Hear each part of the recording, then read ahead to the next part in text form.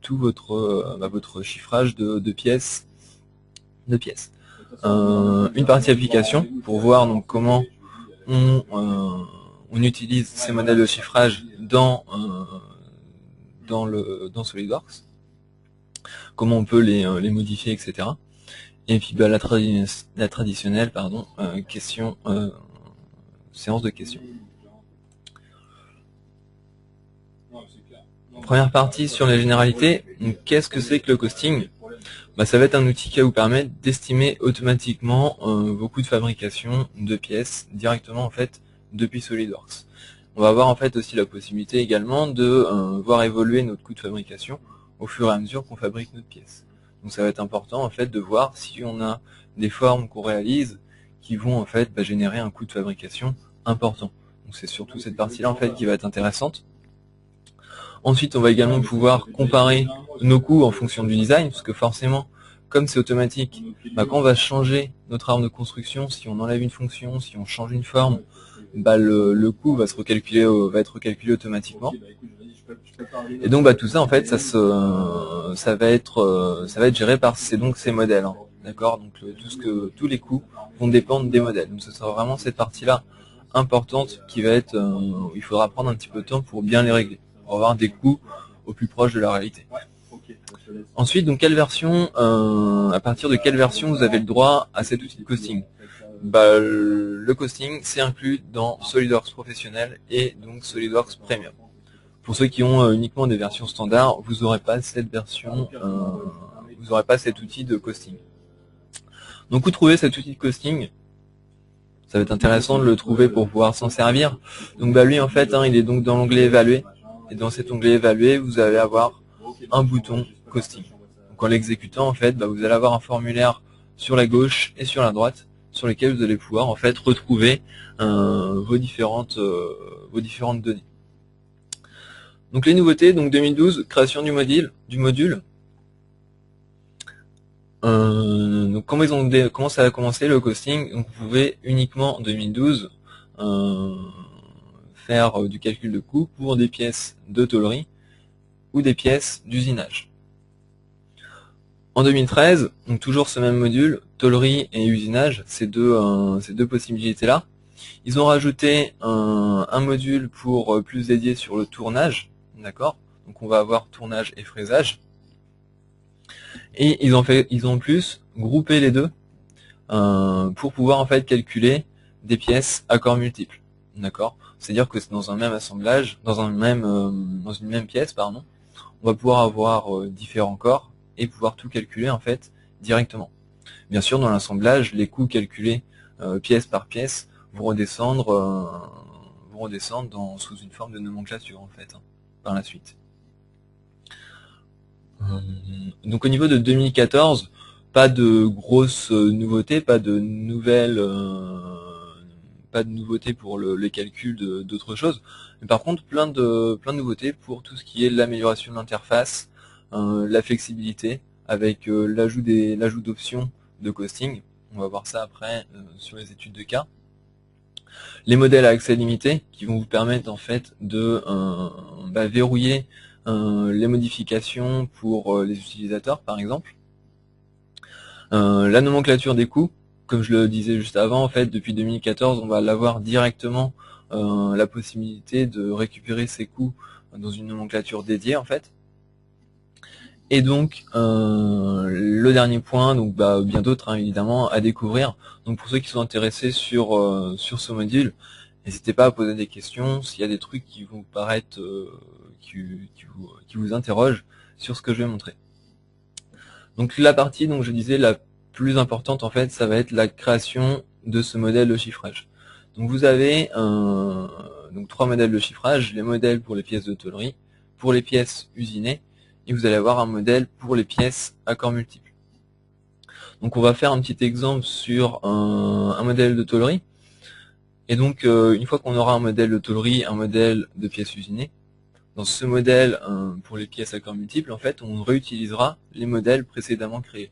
Donc si vous faites des corps multiples, il faut absolument créer un modèle de tôlerie et un modèle de pièces usinées pour avoir quelque chose, pour pouvoir créer en fait ce modèle principal pour les pièces à corps multiples de valide, d'accord. Même si dans votre assemblage à corps multiples il y a uniquement de la tôlerie, il vous faudra quand même un modèle pour les pièces usinées, même s'il n'est pas utilisé. Donc pour l'exemple de modèle de tôlerie, je vais revenir sous Windows. Donc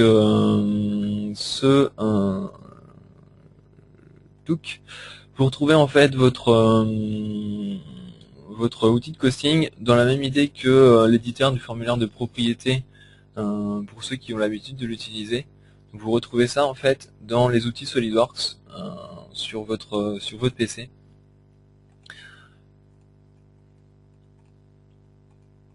Je vais travailler avec donc le 2014, SolidWorks 2014. Vous avez votre dossier outils SolidWorks. Et donc ici dans l'outil SolidWorks, vous avez ici l'éditeur de modèles de costing. Donc quand on lance ça, en fait, on a l'impression que c'est comme SolidWorks. On a 3 boutons ici, un pour ouvrir et donc modifier des existants, ou ici pour créer un nouveau modèle. Donc si je clique sur créer un nouveau modèle, je retrouve en fait ces trois modèles, un petit peu comme pièces, assemblage, mise en plan, sauf que là, c'est pour des modèles de chiffrage, de pièces à corps multiples, de tôlerie et de pièces usinées. Donc suivant ce que vous voulez faire, vous choisissez de commencer par exemple par la tôlerie. Je vais commencer par la tôlerie, parce que c'est le cas le plus simple, d'accord. Donc ça va être assez rapide. On va pas passer trop de temps là-dessus, parce que si on veut faire un modèle de chiffrage complet, d'accord, il faudra y passer un minimum de temps. Donc au niveau de la norme générale ici, on commence par définir quelle norme on va utiliser. Donc dans notre cas, on va travailler en norme métrique. Ici, on définit notre symbole monétaire en fait. Donc le symbole monétaire, il faut le mettre en majuscule là, comme les exemples. Donc pour notre cas, ça va être en euros. Et au niveau de la devise, là je peux taper en toutes lettres, comme j'en ai envie, euros. Au niveau du séparateur, je vais laisser sur point. Voilà, là c'est tout ce que j'ai à régler sur l'aspect général. Ensuite sur l'aspect matériaux. Donc c'est là en fait que ça va commencer à être un petit peu long si vous avez beaucoup de matériaux différents. Voilà. Donc pour mon exemple ici, ce qui est important en fait pour ce matériau, si je viens sur SolidWorks en fait et que j'ouvre tout simplement une pièce, ce que je vous conseille fortement en fait, c'est de vous faire au niveau de vos matériaux ici une bibliothèque personnalisée en fait, de manière à gérer vos matériaux personnels et pas les matériaux de la base de données classique. Donc si je vais dans mes matériaux perso, j'ai rangé en fait, j'ai classé différents types de matières, dont les tôles ici avec du S235, 355, de l'inox, et donc je vais pouvoir en fait définir un coût pour ces matériaux-là. D'accord? Donc je reviens sur mon modèle de costing. Ici, je vais sélectionner donc une classe. Donc moi, ce sera matériaux perso et donc tôle. À ce niveau-là, sélectionner un matériau SolidWorks. Donc c'est les matériaux que j'ai créés en fait dans ma base de données. Donc c'est important à ce niveau-là en fait d'avoir ceux que vous gérez en stock et pas d'avoir l'intégralité de toute la liste. Donc je vais commencer par le S235. Et donc j'ai mon matériau ici, S235. Donc je peux en ajouter autant que j'en veux. Donc, par exemple, j'en ai ajouté un autre. Je vais lui dire de l'inox 304M. J'ai mon matériau. Donc là, ça va être encore un petit peu plus long. C'est au niveau de l'épaisseur. Parce qu'en fait, il va falloir que je définisse le coût de ma classe. Donc ma classe, j'ai défini dans mes matériaux ici, j'ai uniquement tout le temps la même classe. Donc là, je vais retrouver qu'une seule classe. D'accord, tôle. Ici, matériaux personnalisés, je vais retrouver sur le même principe les deux matériaux que j'ai définis ici. Donc je vais avoir dans mon matériau, il m'a pas pris, il m'a pas gardé. Je vais avoir ici donc mes deux matériaux définis précédemment, 235 et 304. Donc je vais commencer par le 235. Je lui dis qu'en 235, j'ai du 2 mm, du 3 mm, du 5 mm, du 10 mm, etc., etc. Donc il faudra renseigner toutes vos épaisseurs pour que derrière ensuite le modèle, le costing en fait, retrouve la bonne épaisseur et donc le bon coût. Ici, il va falloir que je définisse mon épaisseur, donc je vais lui mettre du 2 mm, et je vais lui dire que pour du 2 mm, une tôle S235, ça me coûte au kilo une valeur donnée. Ensuite, donc, je définis toutes mes matières de cette façon-là. Donc si je veux définir une tôle de 235 mais en 3 mm, même principe, ici je tape 3, le coût va pas changer, je peux remettre la même chose. Et ainsi de suite. Donc vous créez en fait toutes vos épaisseurs de tôle comme ça, donc ça peut aller assez vite. Maintenant, vous pouvez le faire aussi également au fur et à mesure. Ça sert à rien de faire tous vos stocks si vous utilisez tout le temps le même matériau.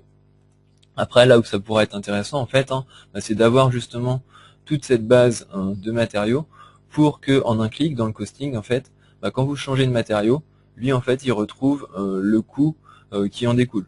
D'accord ? Donc, sur les modèles de costing, c'est vraiment ça qui va donner votre coût final.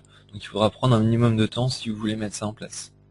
Donc là, je vais continuer. 304, je vais lui dire que j'ai également du 2 mm et que ça va me coûter forcément un peu plus cher.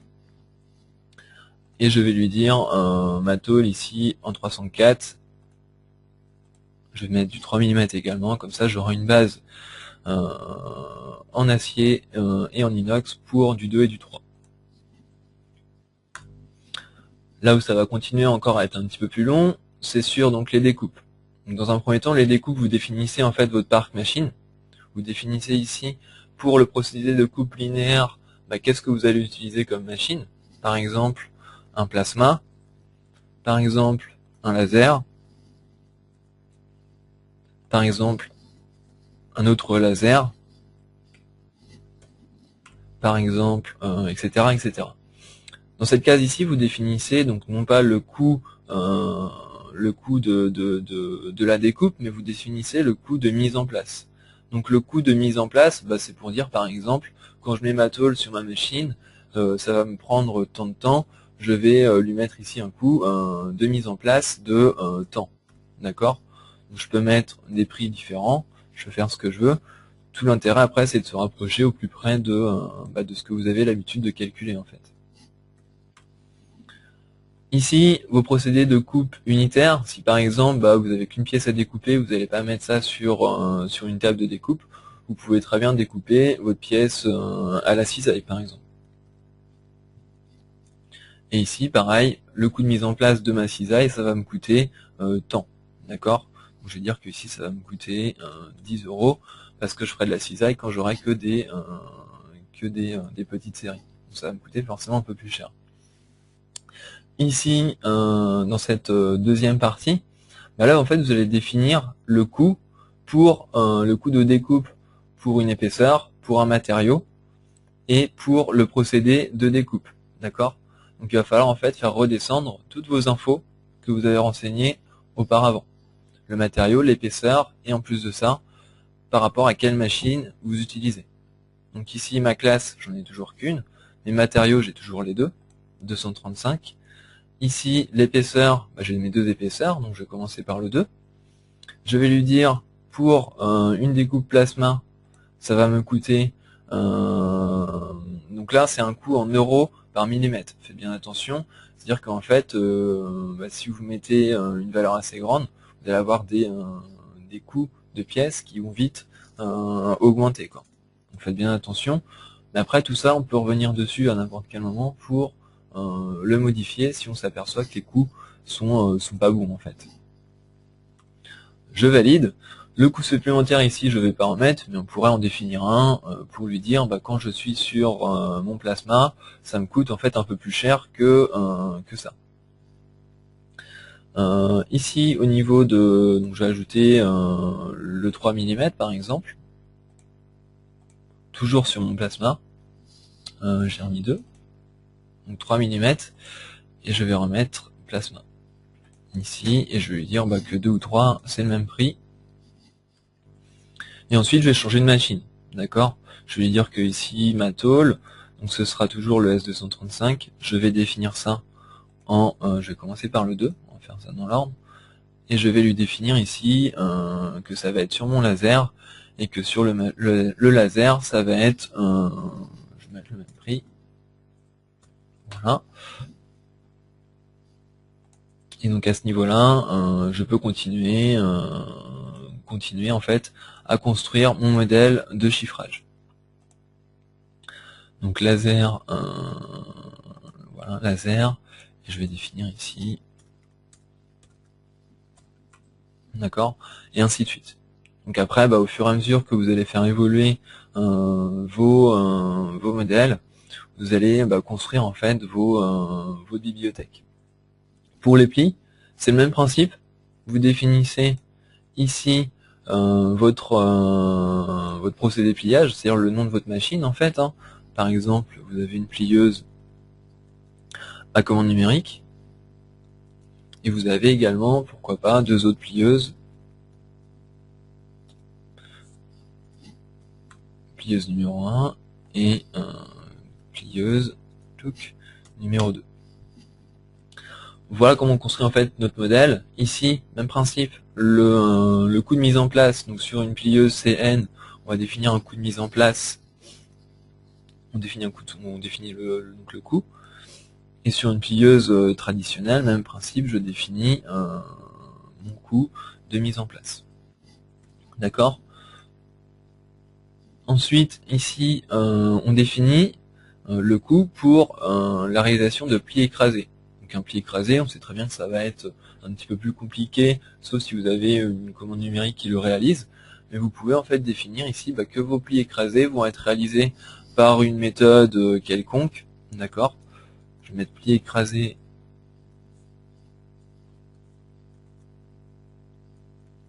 méthode 1,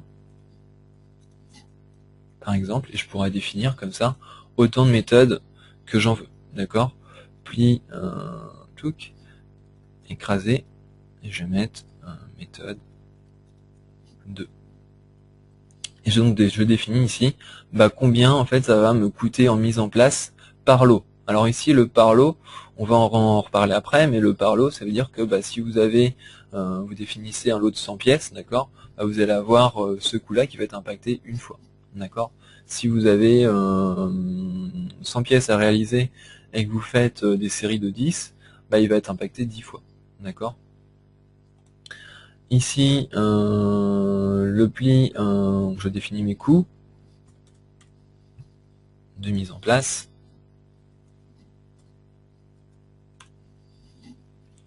Et donc à ce niveau-là, je définis pour mes plis, pour mes plieuses ici, combien ça va me coûter combien ça va me coûter. Donc pareil, je recherche mes tôles, 235, épaisseur 2. Procédé de pliage, je vais utiliser la plieuse, la CN par exemple, et que par pli ici, ça va me coûter tant, d'accord. Pour donc ça c'était pour la CN, et je fais la même chose sur les autres machines. Donc ça peut être long. Maintenant, si vous le faites au fur et à mesure, si vous le faites par tôle, vous faites une tôle de 2, vous faites ça, vous réglez tout pour avec tout votre parc machine pour 2 mm, et ensuite la fois suivante, vous le faites pour les autres épaisseurs. Et au fur et à mesure, comme ça, votre modèle de chiffrage va augmenter, et il va se construire au fur et à mesure. Ma plieuse numéro 1, 2 mm, ça va me coûter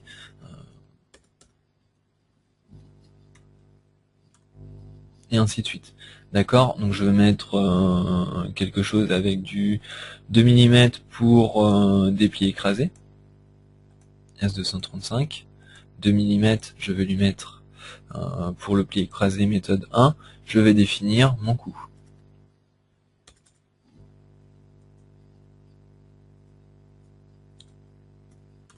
Par exemple. Ensuite, je vais passer sur du 3 mm. Donc là, je vais toujours rester en 235.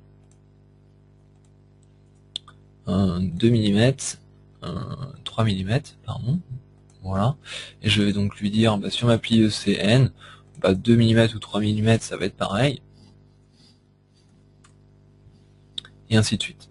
Donc la même méthode, je reprends mes déroulants ici, 235, 3 mm, et je vais chercher ici donc la plieuse numéro 1, et donc même coût que pour le 2 mm. Et enfin, la dernière, je vais lui dire que pour le 235 en 3 mm, mes plis écrasés, ça va être également le même coup. Pli écrasé, méthode 1, je vais mettre ce même coup.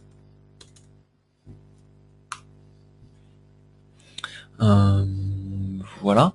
Ensuite, au niveau des fonctions bibliothèques, donc si vous utilisez des fonctions bibliothèques, lui, quand il va calculer le chiffrage, en fait, il va vous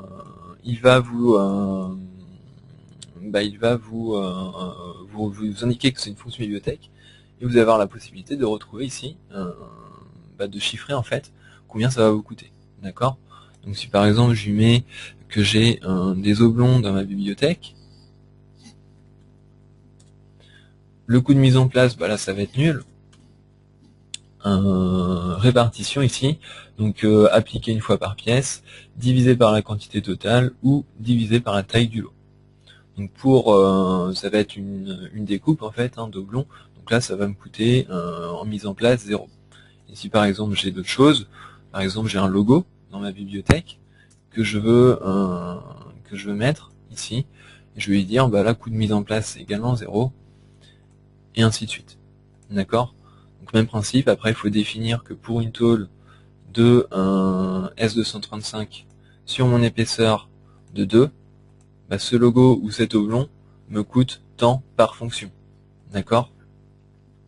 Donc ici je vais lui dire que un oblong par fonction ça va me coûter ça. Et je vais lui dire que sur cette même tôle en 235, si je fais mon logo, d'accord, ça va me coûter un peu plus cher. D'accord? Donc ça se construit de cette façon. Et la dernière partie, c'est en fait pour avoir rajouté des coûts qui n'ont entre guillemets rien à voir avec les découpes et les plis. D'accord? Par exemple ici, je peux lui ajouter une opération de peinture, par exemple. Au niveau de la sélection, donc j'ai le choix pièce, poids, face, arrête ou phase. Donc je vais définir ici que ma peinture, ça va être appliquée sur des faces par coup. D'accord, ici, donc je vais lui dire que au niveau de mon coût par face, donc les unités c'est pareil en millimètres carrés, on ne peut pas changer ces unités, donc il faut faire attention aux valeurs que vous rentrez. Et au niveau de le coût de mise en place pour mon atelier peinture, je vais lui dire que ça va me coûter 10 par lot par exemple, appliqué une fois par pièce ou divisé par la taille du lot.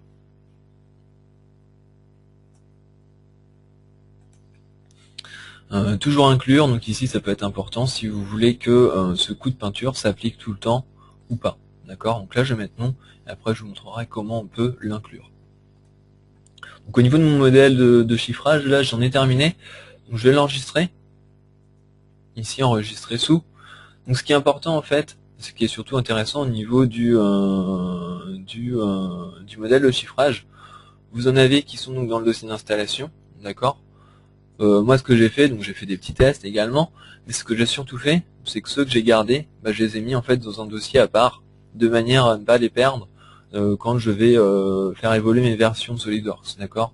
J'ai un document SolidWorks sur mon dé, et je vais mettre ça dans mon dossier modèle de chiffrage, et je vais lui dire que ici ce modèle là il va s'appeler modèle guide 3D.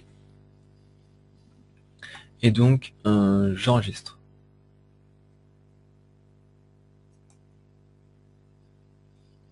Je peux fermer mon modèle de chiffrage.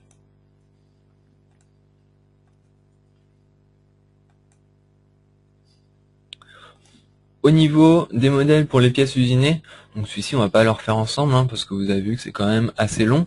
Donc ce qu'on va faire, je vais juste vous montrer en fait comment c'est construit. Donc, vous allez voir que pour les usinages, ça peut être encore un petit peu plus long parce qu'il faut définir tous vos outils et tous vos coûts par outil et par matière, etc., etc.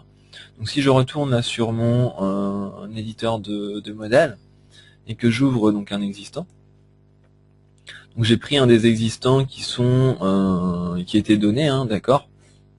Je les ai juste modifiés un petit peu pour que ça corresponde un petit peu mieux à ce que j'ai envie de visualiser. Donc ici, vous avez un filtre parce que comme il y a 3 modèles de chiffrage, bah, vous pouvez filtrer. Là, je veux pour les modèles d'usinage, donc c'est machining templates. Ici, je vais ouvrir ce modèle de chiffrage là, usinage. Je l'ouvre. Donc pareil, votre aspect général ici, vous définissez votre devise, votre nom de devise, vos matériaux. Donc là, on s'aperçoit tout de suite que la base de matériaux sur les modèles qui sont donnés est déjà tout de suite un petit peu plus intéressante. D'accord. Au niveau des machines, pour le modèle d'usinage, vous avez la possibilité sur le même principe d'ajouter tout votre parc machine et de choisir en fait qu'est-ce qu'elle fait. Si elle fait uniquement du fraisage, si elle fait uniquement du tour, si elle fait uniquement du perçage, ou alors l'intégralité des trois. À ce niveau-là, le coût des machines, donc vous définissez votre coût horaire, d'accord, et ensuite dans les outils, vous allez définir également ces coûts horaires. Donc le coût de main d'œuvre de la machine, le coût, etc., etc. D'accord. Donc là-dessus, hop, voilà. Donc il faut définir tous vos coûts, vos durées de mise en plan, vos durées de mise en place, pardon, vos répartitions du coût, etc., etc. Donc sur le même principe, les infos que vous avez ici, vous les faites redescendre en fait par pièce, d'accord. Au niveau de votre découpe, vous choisissez, vous définissez votre parc qui gère la découpe de tôle. Donc là, ce sera pour les blocs de base, hein, d'accord. Vous définissez vos coûts. Dans le fraisage, ici, vous définissez en fait tous vos outils, d'accord. Vous définissez le type de l'outil, qu'est-ce qu'il fait, etc., etc. D'accord.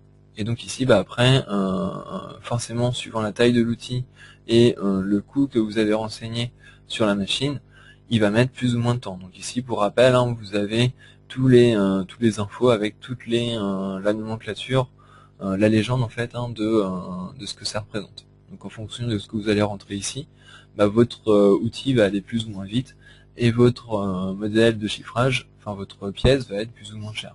D'accord. Donc là, on s'aperçoit également que la liste est assez longue pour ces modèles de chiffrage. Parce que sur le même principe, il faut définir chaque matière par type d'outil, par machine et par matériau. Donc forcément, ça duplique rapidement cette liste.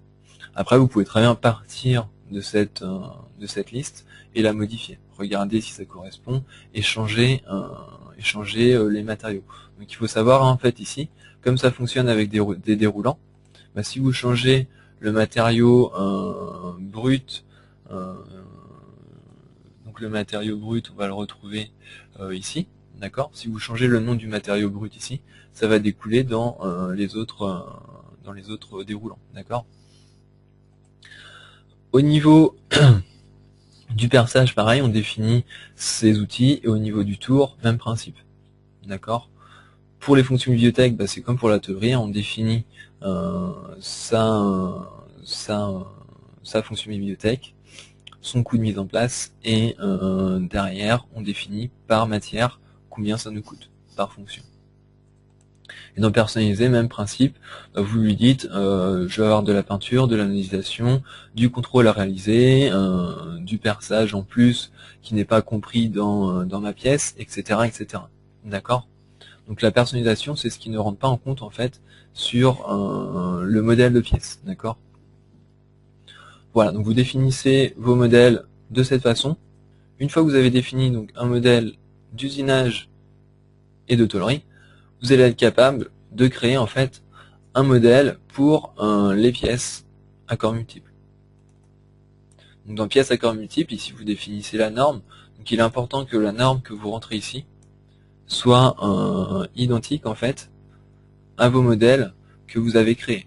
D'accord. Ici, si j'ai une norme anglaise et que je charge une norme métrique, il va vous mettre un petit message d'erreur. D'accord. Donc sur le même principe, vous choisissez euro et vous chargez ici le modèle de tôlerie qui est défini pour le modèle commun. D'accord. Je charge ici. Et je veux mon modèle guide 3D par exemple. Voilà. Donc si je change en la norme ici, vous allez voir qu'il va me mettre en fait un message, un message d'avertissement, unité incompatible. Donc, sur ce principe, ça fonctionne comme ça. Donc lui, je vais pas l'enregistrer. Donc voilà pour les exemples que je pouvais présenter.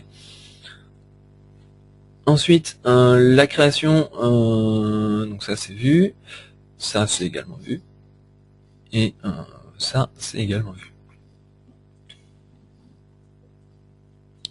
Au niveau de l'application, comment ça va se traduire sur les pièces usinées? Donc j'ai des exemples que j'ai préparés. Sur une pièce usinée, par exemple, ici j'ai un petit assemblage avec 3-4 pièces. J'ai des pièces qui sont de type usinage, d'accord? Donc là je suis dans un assemblage, je suis pas dans une pièce à corps multiples. On verra la pièce à corps multiples un petit peu plus tard. Donc si j'ouvre en fait une pièce, parce que je ne peux pas calculer mon coût de costing dans un assemblage. Ici le costing, donc vous le retrouvez évalué. Donc là on le retrouve pas dans l'assemblage, d'accord. Mais si j'ouvre ma pièce, ici, je vais retrouver en fait ce bouton costing, d'accord. Donc dans l'onglet évaluer. Je l'exécute.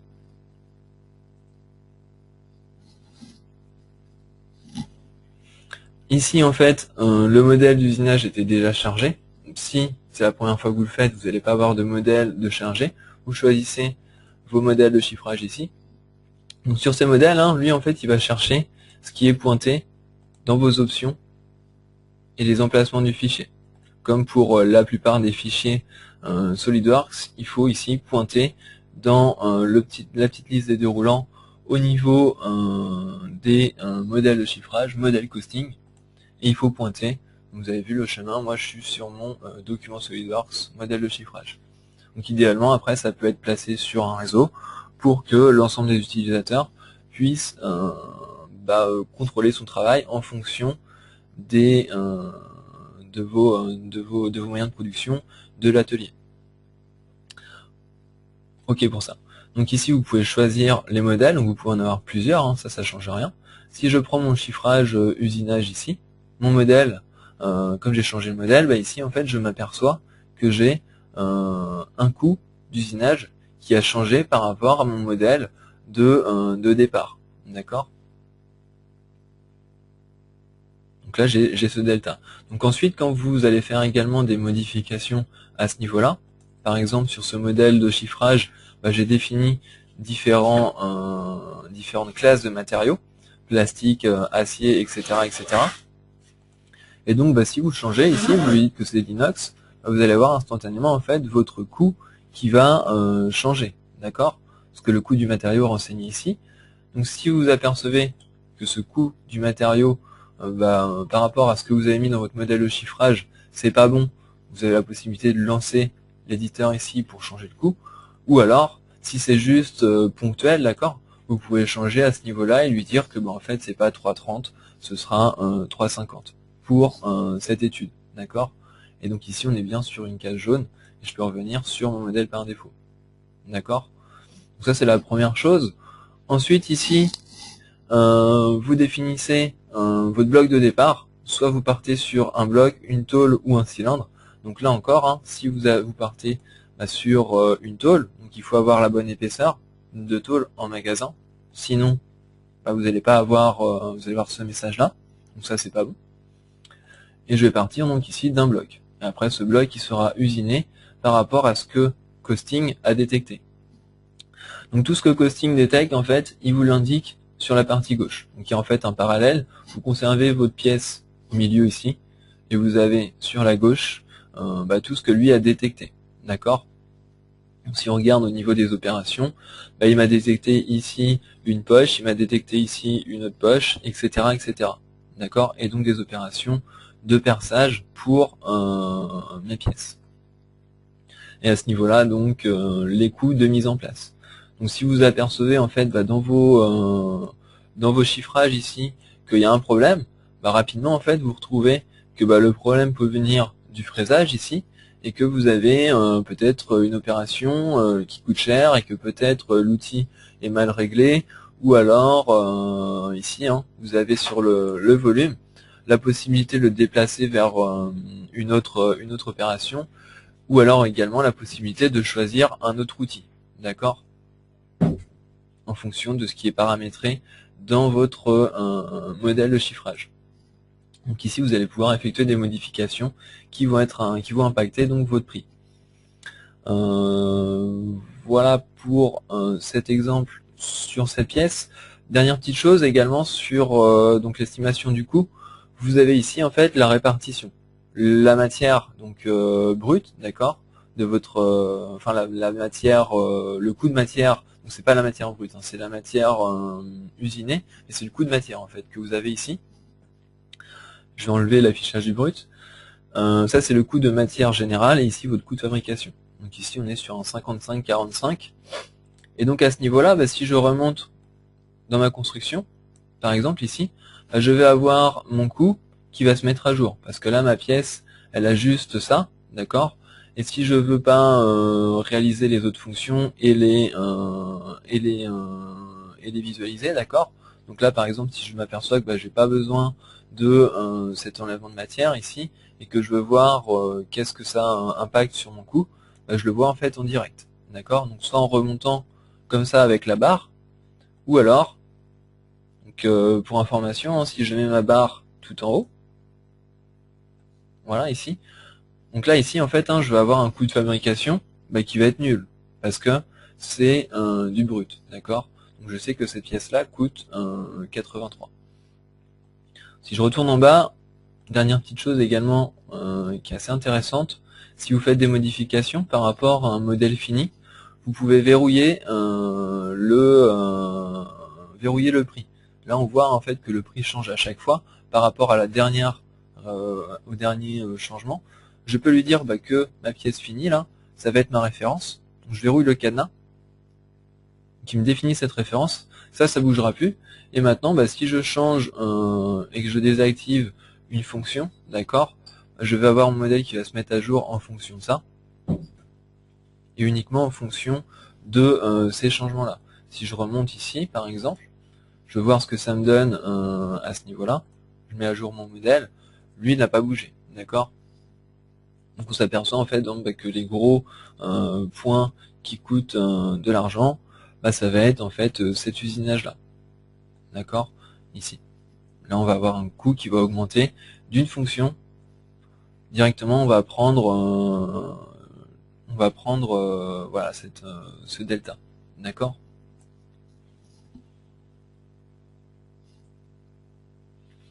Voilà pour la pièce usinée. Donc, autre exemple qu'on va voir ensemble. Si je reviens sur ma présentation, voilà ici les donc, pièces usinées. Donc on va voir en fait celle-ci qui sera une pièce tournée. Donc on a vu la pièce fraisée, on va voir la pièce tournée. Donc cette pièce tournée, dans le même assemblage, donc c'est celle-ci qui est ici.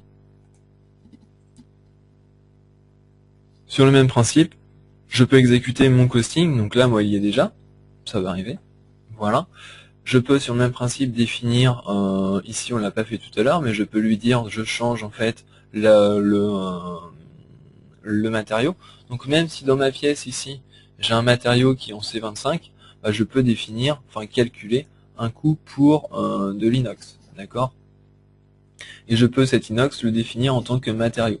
Mon matériau a changé ici. Donc ça, nouveauté 2014.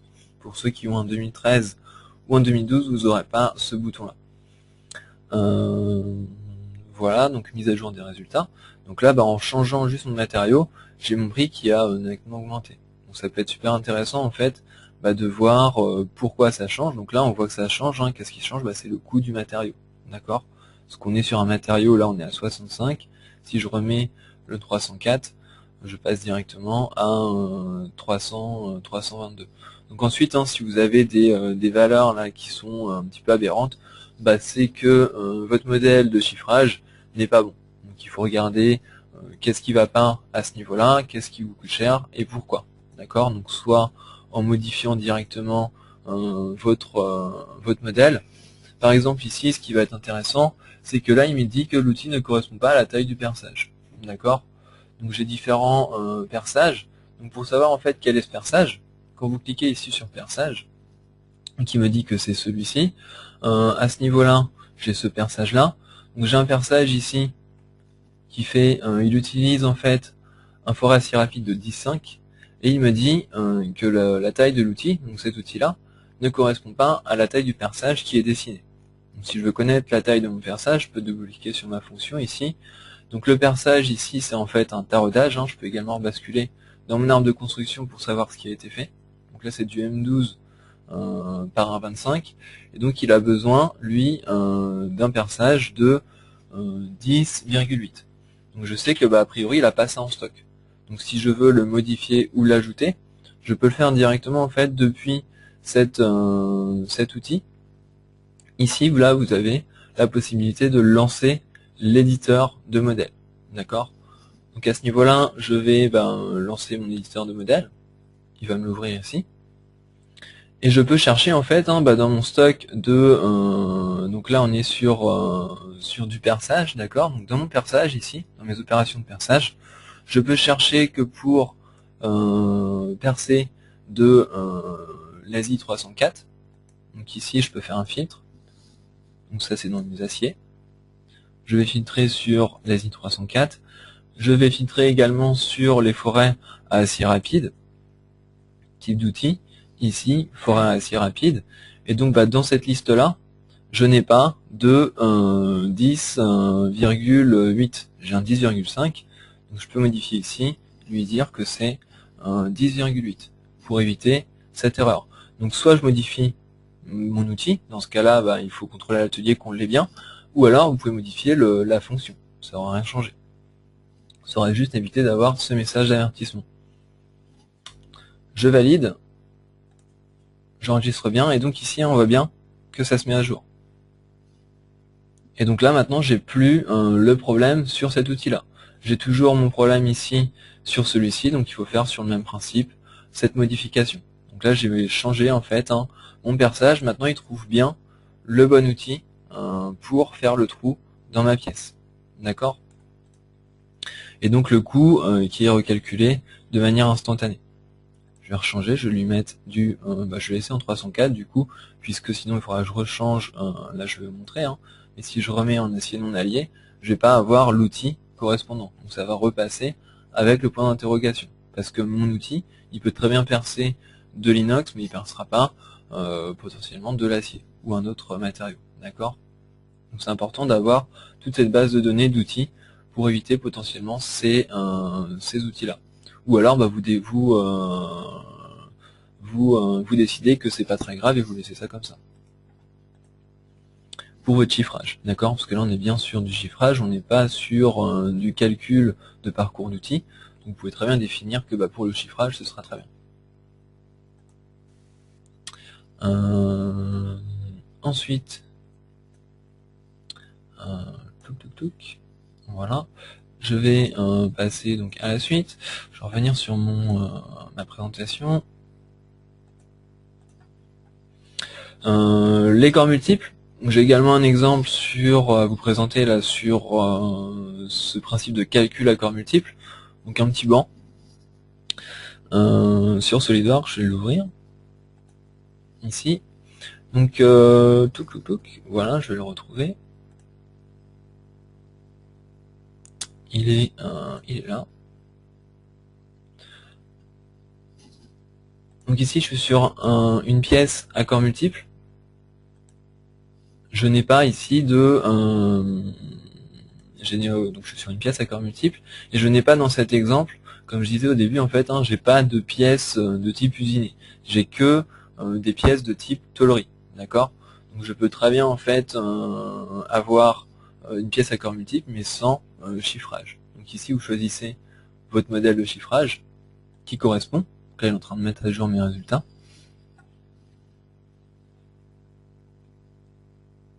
En fonction donc des modèles qui sont enregistrés dans ce chiffrage de corps multiples. C'est-à-dire qu'en fait, il reprend chaque corps, ici, et puis il calcule pour chaque corps en fonction de ce modèle de chiffrage Tollery. D'accord. Ici, donc après, je peux par exemple détecter quelle est la pièce qui coûte la plus chère. Donc là, on voit que c'est celle-ci. Si je double-clique dessus, là, ça va m'exécuter en fait le modèle de chiffrage, mais dédié uniquement à ce corps-là. D'accord. Et je peux faire mes modifications comme je veux, et pourquoi pas aussi également changer mon modèle de chiffrage. Donc, je retrouve ici mon modèle du guide 3D. Voilà pour ça. Ensuite ici, donc là j'ai un souci, dans mon modèle de chiffrage, il trouve pas ici le chiffrage pour de la tôle de 2. Sur le même principe, je peux décider que pour le chiffrage c'est pas important, et je vais juste ici augmenter ou ajuster mon coût. D'accord? Donc il y a toujours ces petits messages là, si vous avez un problème sur vos trajectoires. Donc au niveau de la trajectoire, ici, sur le même principe, on peut changer en fait si dans notre modèle de chiffrage, il y a d'autres machines qui peuvent couper cette tôle de 1 mm. Donc là, a priori, il n'y en a qu'une. Au niveau des plis, donc c'est pareil. Vous pouvez changer ici de plieuse si dans votre modèle de chiffrage, vous en avez une autre qui est définie, etc., etc. Donc là, j'ai un coût qui n'est pas appliqué. Donc je pourrais, sur le modèle de chiffrage, a priori, il n'y a pas de chiffrage sur le pli écrasé.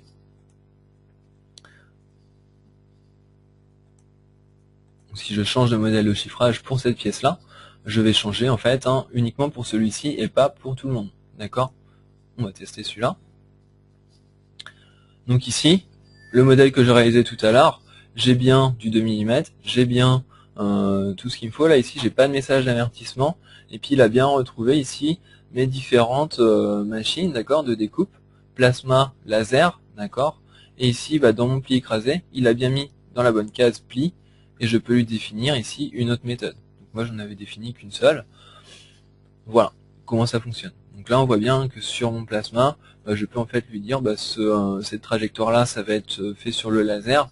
Après, vous sélectionnez tout le monde, ici, parce que la découpe sera faite en même temps, et vous lui dites, tout sera fait sur un touc. Donc lui, parce que c'est différent.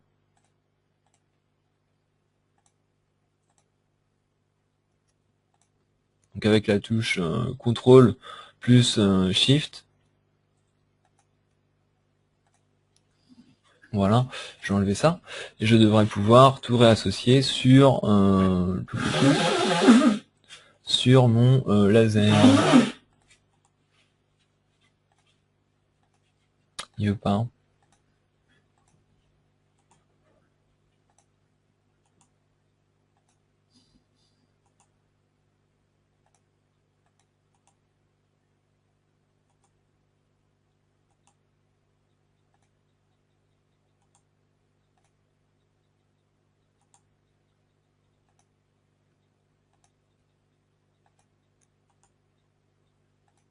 Il veut pas tous me les prendre. Voilà, donc à faire attention. Sinon, vous pouvez définir aussi également, ce qui peut être intéressant, d'avoir un modèle avec juste le laser, un modèle avec le plasma, et du coup, quand vous changez le modèle, que ce soit laser ou plasma, vous allez avoir vos coûts qui vont redescendre en fait. Donc si je veux quelque chose d'uniforme, je vais essayer de mettre quand même tout en laser. S'il veut bien me donner la main.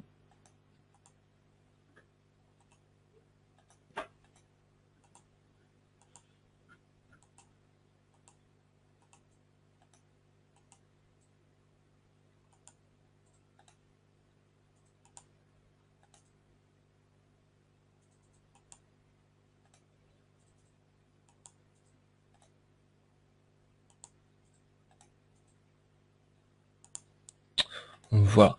Donc normalement avec la touche Shift ça fonctionne. Voilà, je sais pas, j'ai des petites latences avec la formation, ça vient peut-être de ça. Toujours est-il que mon coût après est recalculé. Voilà pour cet exemple. Et donc ici, si je veux revenir sur mon coût général, je reviens ici à l'environnement corps multiple. Et donc je vais réapparaître toutes mes pièces avec le coût qui a potentiellement bougé. D'accord? Donc là, ça va pas changer grand-chose au niveau de mon coût de cette pièce-là. Que je change de machine, ça n'a rien changé. D'accord? Donc il faut regarder après, je vais voir ici, voilà mon modèle qui correspond, modèle guide 3D, et pour les autres, c'est le modèle par défaut. C'était celui qui était défini à ce niveau-là. Donc là maintenant, comme j'en ai plusieurs, j'ai des astérix, d'accord? Vous pouvez choisir après des modèles de chiffrage différents par type de pièce, d'accord? Même si c'est tout en tôlerie, vous pouvez avoir des modèles de chiffrage différents. Sur le même principe, si vous auriez eu des modèles, des pièces usinées à l'intérieur, vous aurez pu définir un modèle de chiffrage d'usinage différent par pièce. Voilà pour tout ça. J'espère que ça a été assez clair. Qu'est-ce qu'il nous reste à voir là-dessus? Ça va être la nomenclature des coûts. Donc en fait ici, c'est ce qu'on va pouvoir en fait récupérer sur la mise en plan. Si je reprends mon exemple de mon assemblage ici, il est là. Donc je vais fermer d'autres pièces. Je vais fermer lui, j'en ai avoir besoin. Ça, je peux fermer.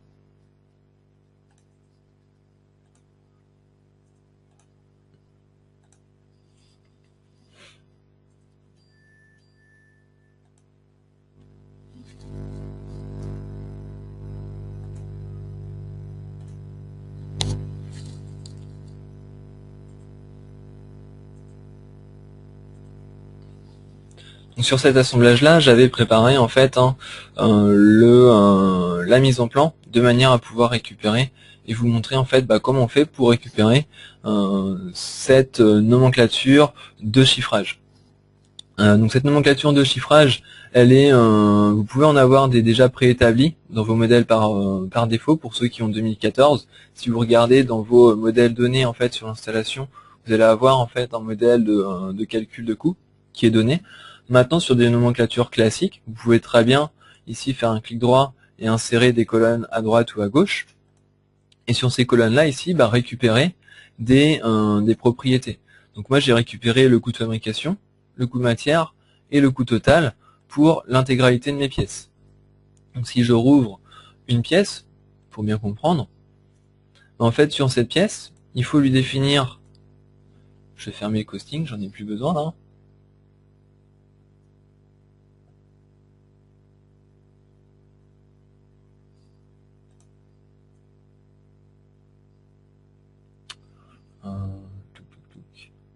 voilà, je ferme ici. Donc si je veux mon costing, mon coût est calculé, il est connu.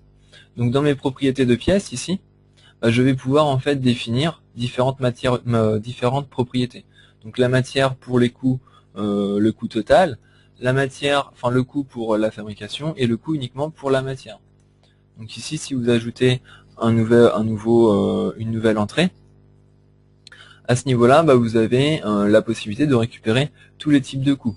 Pour la taille du brut, par exemple, donc moi j'ai récupéré total, matériaux et fabrication. Donc ça veut dire que directement, je vais savoir dans ma nomenclature qu'est-ce qui me coûte le plus cher, soit la fab, soit le matériau. Donc ça, en fait, c'est à définir sur chaque pièce pour que cette même info se retrouve dans toutes vos, se retrouve sur la nomenclature. Donc pour information, vous pouvez très bien faire des copies de contraintes comme c'est un message avec un code ici, et le coller dans une autre pièce, d'accord? Donc sur cet exemple ici, si j'ouvre cette pièce, d'accord,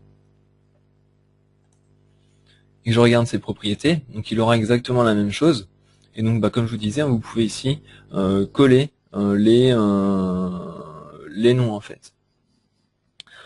Donc il me dit que là il y a des noms en double, forcément, puisque c'est les mêmes, d'accord? Et après je peux très bien ici choisir voilà, de procéder comme ça. Ici, comme c'est un message qui provient du costing, je récupère ici les valeurs associées à la pièce. Et donc dans ma mise en plan, ici, je vais avoir en fait les données de costing dans une nomenclature. Après, dans une nomenclature, également sur un assemblage, vous pouvez insérer une ligne donc en dessous, pour mon cas ici, et lui dire que cette case-là, ça va être en fait tout simplement le total de ce qu'il y a au-dessus. D'accord? Qui va être capable de me calculer les sommes de cette façon. Donc le petit E d'équation ici, et dans la fonction, je lui demande de me faire le total, je valide, et donc après je vais récupérer tout simplement la somme de ma colonne. Voilà. Donc de manière à avoir un aperçu rapide du coût de mon assemblage. Donc là, il faut peut-être pas forcément tenir compte de tout ça. de mes coûts surtout, mais sinon sur le principe, c'est ça. Voilà, j'avais une pièce qui était partie, j'ai reconstruit pour qu'elle se remette à jour. Et donc évidemment, si les coûts de costing changent dans la nomenclature, ça va redescendre. Donc tout l'intérêt de l'outil est également ici. Voilà pour ça. Et donc sur les pièces à corps multiples, pour mon petit banc, j'ai également préparé la mise en plan. Sur le même principe, vous allez pouvoir récupérer, c'est quand même un petit peu différent, mais vous allez pouvoir récupérer en fait les coûts ici définis. Donc ce coût, vous allez le définir non pas sur les propriétés pièces, vous pouvez très bien le récupérer sur les propriétés pièces, mais comme ce que j'ai récupéré sur ma mise en plan là ici, c'est en fait une liste des pièces soudées, d'accord. Là je suis sur une liste des pièces soudées, je suis pas sur une nomenclature. Donc dans la liste des pièces soudées, j'ai récupéré ici un coût, et c'est le coût, donc lui il appelle le coût total, mais c'est en fait le coût total défini par pièce, d'accord. Si je rouvre cette pièce, dans les propriétés ici de ma tôlerie, d'accord, j'ai défini en fait que je voulais récupérer le coût donc costing. J'ai ajouté en fait une nouvelle entrée ici, cost coût total, et donc vous avez également le coût total pour les autres. Donc, si je lui tape ici une nouvelle entrée, d'accord. Ici vous allez pouvoir récupérer les autres types de coûts, d'accord, et les faire redescendre dans votre liste des pièces soudées. Par contre, il faut bien comprendre que c'est le coût non pas total, d'accord, mais le coût par pièce. Ici, si je viens sur mon résumé de propriété, je prends coût, c'est le coût pour mon assise, pour un pied, pour un renfort A et un renfort B, d'accord. Si je veux récupérer le coût total, c'est sur les propriétés donc pièces, comme tout à l'heure. Je récupère ici mon coût total, mon coût de fabrication et mon coût matière pour cette pièce à corps multiple. D'accord. Et donc cette information-là, on la récupère pas dans une liste des pièces soudées, mais dans une nomenclature classique, ou pourquoi pas, vous pouvez l'insérer dans le cartouche, pour lui mettre une petite valeur de coût. Voilà pour cette présentation. J'espère avoir été assez clair.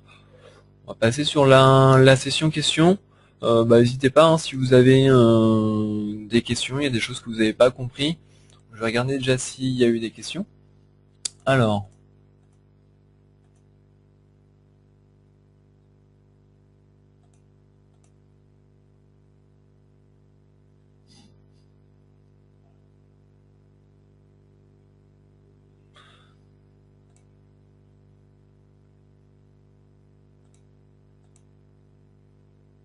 le coût pliage, c'est par pli au millimètre. Alors c'est par pli. Le coût de pliage, dans le modèle de chiffrage, c'est défini par pli. On va pas aller s'amuser à calculer les longueurs. Il faut juste faire attention que vos tôles rentrent dans vos formats de tôle. Ça, le costing le gère pas. Si vous lui dessinez une tôle de 3,30 m, il va pas vous dire que la tôle est trop grande. Et ce sera donc un coût par pli et pas par millimètre. Parce qu'on le voit bien dans nos modèles de chiffrage. Si je reviens sur SolidWorks, je vais prendre ici, je vais dans le costing ici, et je vais ouvrir le modèle que j'ai fait, qu'on a fait ensemble.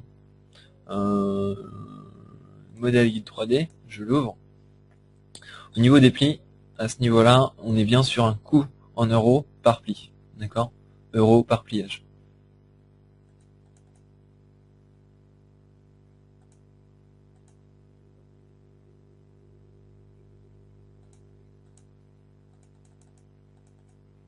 Pas d'autres questions pour le moment qui m'arrivent? N'hésitez pas, si vous voulez que je remonte quelque chose, si vous avez des interrogations, si vous l'avez déjà utilisé, déjà aussi, pourquoi pas.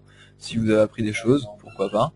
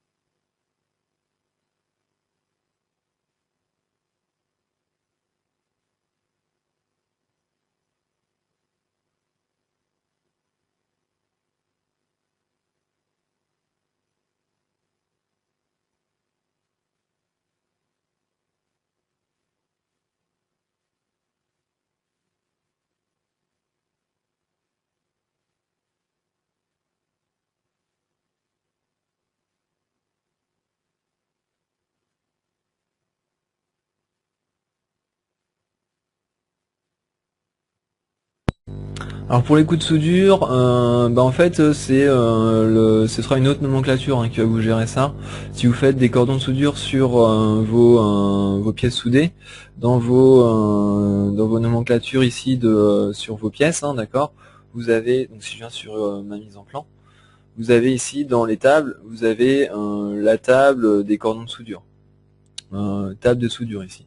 Donc ce sera celle-ci qui va vous calculer les coûts en fonction de ce que vous avez défini sur votre pièce. Donc, si vous faites un cordon de soudure là-dessus, je vais faire un petit cordon de soudure.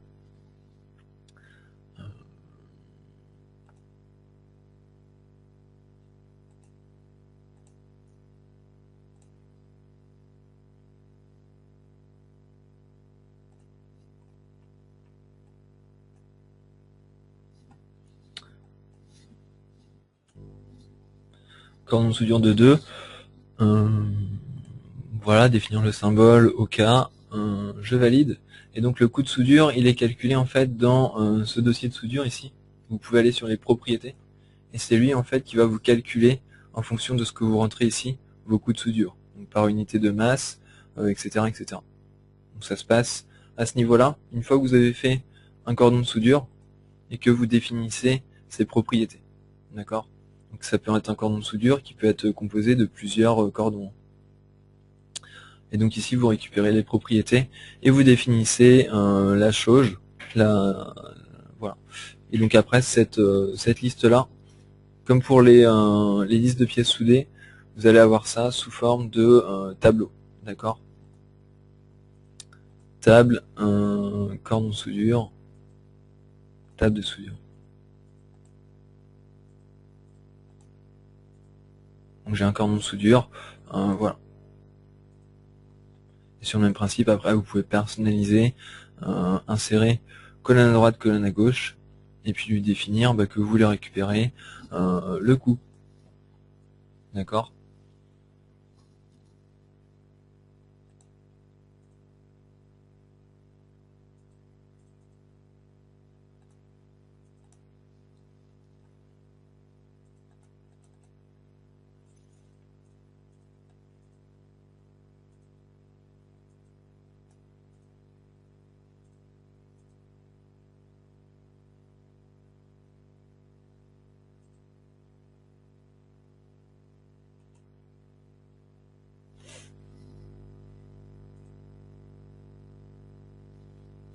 N'hésitez pas, pour ceux qui sont encore là, si vous avez d'autres questions, je vais patienter encore 2-3 minutes. S'il n'y a pas de questions qui m'arrivent, on va conclure.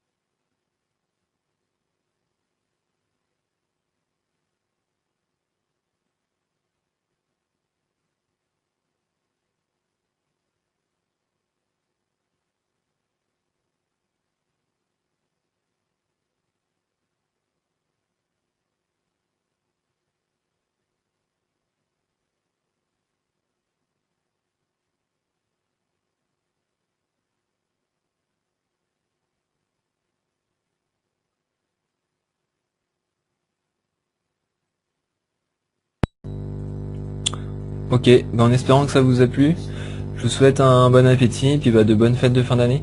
À bientôt pour une prochaine formation.